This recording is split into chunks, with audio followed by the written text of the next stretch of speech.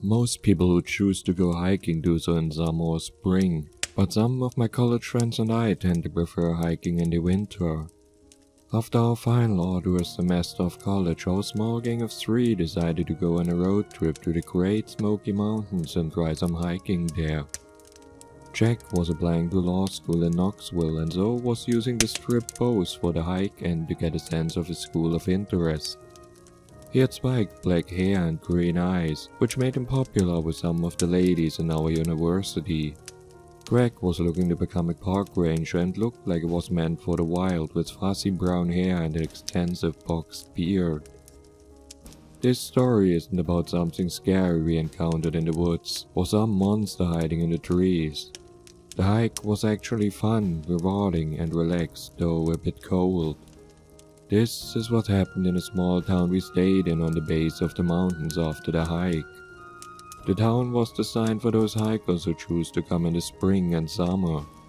The main street was filled with all sorts of attractions for people who are interested in the beautiful nature all around, but did not want to actually venture into the hiking trails. There were cable cars to high-altitude convention centers, arcades, bowling alleys, driving trails, carnival-like games, and the haunted house. After the hike, my friends and I decided to spend an extra day exploring these attractions.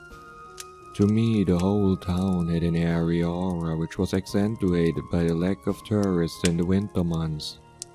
Though everything was open, there simply were no people on the streets other than us, and maybe a few other winter hikers and the rare locals. After riding the cable car for a spectacular sunset view of the mountains, we argued about whether to call it a night. Always looking for a fun fright, I recommended we venture to the haunted house. My friends considered it childish, but I said I was going to go anyway and meet them back at the hotel. That was a very bad mistake. The haunted house had a strange setup. There was no front door, rather a gondola leading up to a door on the second story. From the outside, it looked like the house was made of concrete painted to look like old wood, reminiscent of the entrance to an old mine or tunnel. The building was very clearly a commercial haunted house. I could even see the pop-out skeletons in apartments that were like special effects around the door in the second story, and there were buildings with other non-scary attractions all around the haunted house. All this helped elevate my fears. I never intended to go in alone, but after waiting for 5 minutes, the person managing the entrance booth realized that no one else was going to join me. I gave him the $20 entrance fee and told him that considering it's a winter evening and there are barely any tourists around, I might as well go in alone. I was feeling overconfident and told him that I don't scare easily. At that moment, something changed. The man, who was wearing a clownish outfit and had straight brown hair flowing to one side of his head, changed his expression from bored to somber. His brown eyes pierced mine and he muttered under his breath, "You shouldn't say that. You shouldn't do this alone." Immediately after, he smiled and used an intercom system to let the actors inside know that a young male is coming in. I heard the actors ask if I was alone and he confirmed it. There was dead silence. One of the actors repeated through the intercom so that I could hear, "You shouldn't do this alone, beware the Rotunda." I've been to a number of haunted houses and this seemed unusual. Something didn't sit right with me, but I chalked it up to an early scare tactic they were using before I even entered the house. The man told me the ground rules. No touching the actors. Proceed forward at a steady pace. If you give up and need to end early, yell at the top of your lungs, "Stop." Yeah, I heard this all before. Then the man grabbed me and looked at me sternly. "Beware the Rotunda." Enough, I was getting sick of this scare tactic. I took the gondola and entered through the second floor. At first, everything played out like a typical commercial haunted house. There were dark hallways, pop-out monsters, and hands of actors reaching for me through the walls. Having never done this alone, I did start getting scared, with my heart rate increasing and sweat coming off my palms. but it was a fun kind of fear.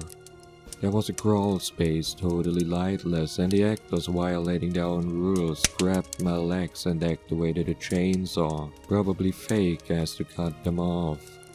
I desperately lunged forward out of the crawl space into a room with brilliant purple lights rotating around a platform that seemed to be shaking. Disoriented, I took a few seconds to recuperate and recognize that it was an optical illusion, as a cylindrical background wallpaper was rotating so fast as to make a walkway in the center look unstable. Confident, I went across the walkway to a door and opened it. The following room was a large circular room with a dome on the top, a rotunda. It was dark, but there was enough light for me to make out a door on the far side. What was unusual was that the room was very different from the rest of the rooms in the building. Instead of a Velcro-like material covering the walls were adorned with red marble and statues of deformed faces and broken bird wings. The room felt hot, and there was a black liquid streaming out of a hole in the ceiling. I remember the warnings earlier, and a shiver went down my spine. I started to run to the door on the far end, but I had spent too much time looking at the surroundings. Suddenly everything became pitch black except for a faint red light radiating out of the column of black liquid in the center. I tried to keep my trajectory to the door, but it was locked now. Another shiver went down my spine. That's when I started to hear voices all around me. At first I thought they were the actors, and they kept repeating my name. Kenneth, Kenneth, Kenneth. I couldn't see. I couldn't feel anything. I could only hear my name. I thought back to the man at the entrance. At no point did I reveal my name. None of this made sense. I chickened out and shouted stop, but the voices didn't stop. I took out my phone. It was 8:33 p.m. and I had no reception. The voices wouldn't stop and the room was getting hotter and hotter. I shouted, "Why are you doing this?" I yelled, "Stop!" Around me I heard male and female voices in unison. I started hearing words and phrases other than my name. Troy abandoned, Clara unreciprocated, Malfeasance wins. Now I was terrified. Troy is the name of the town in New Hampshire I was born in. My family moved to New York City when I was young, where I grew up and went to school. Clara was my first crush, though nothing ever came of my lust for her. Malfeasance was the word by which I won a small spelling bee in my school. I began to shake at these words and the room began to feel even hotter. But now the heat was starting to localize to my right hand and was becoming very painful. I cried out for this to stop and tried to knock down the locked door out of the rotunda to no avail. I pulled out my phone, but it wasn't working. The voices continued in a lower tone. A burning hand, a broken face, a broken wing. As these words were uttered, my hand in extreme pain began to cool down. When I was in school, I burned my hand in an oven. I had also been in a stupid fistfight with a classmate over cutting a line in a cafeteria, which ended with both of us breaking each other's noses. More recently, on a drive to a job interview in Chicago, I ran over a wounded bird on the highway. I felt terrible and remember the image of the bird's deformed wing. I tried closing my ears, but the voices only got louder. Hides, close, hidden hatred. The words I did not recognize, but the lowering, booming tones of the voices kept me shuddering. The man who will kill you. At this point, the black liquid emanating the faint light began to transform from a stream into a blob. The liquid grew and started taking the shape of a human being. Once the shaping was completed, the liquid changed color. In front of me was a man with a warped face, lacking in any discernible features other than green eyes and straight black hair. He was wearing a suit with a red tie. A knife materialized in his right hand. No words can express the terror I felt at that moment. With sweat falling down my forehead, with my heart racing so fast and so powerful that I could feel my chest wall vibrate, and with my muscles trembling and shaking, I begged not to die. The man in the center of the room didn't move, but he stared directly at me, coldly, robotically. I was too afraid to look away from his soulless jade eyes. I felt a sharp, stabbing pain in my chest, the worst pain I have ever felt in my life. I screamed, I cried.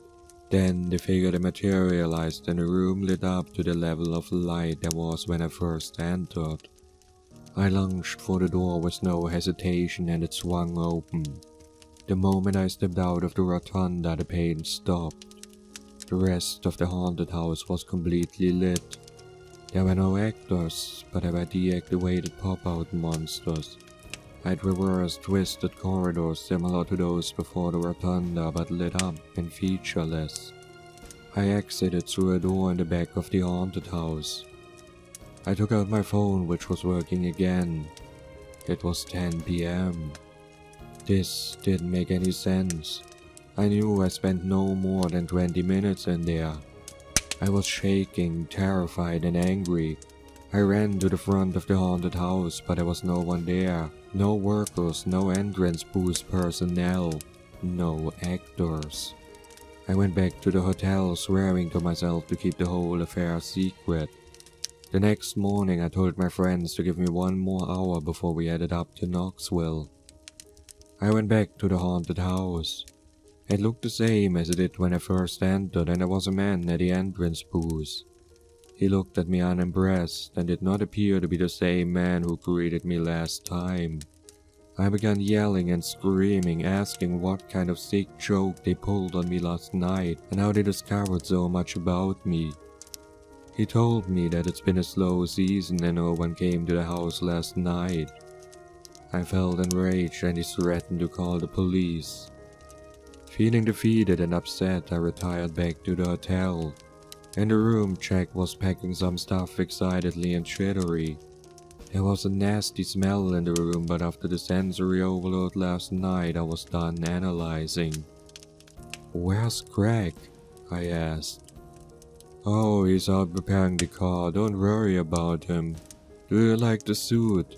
I'm excited for Knoxville. Just in case I have to impress anyone, I think I'm going to straighten my hair.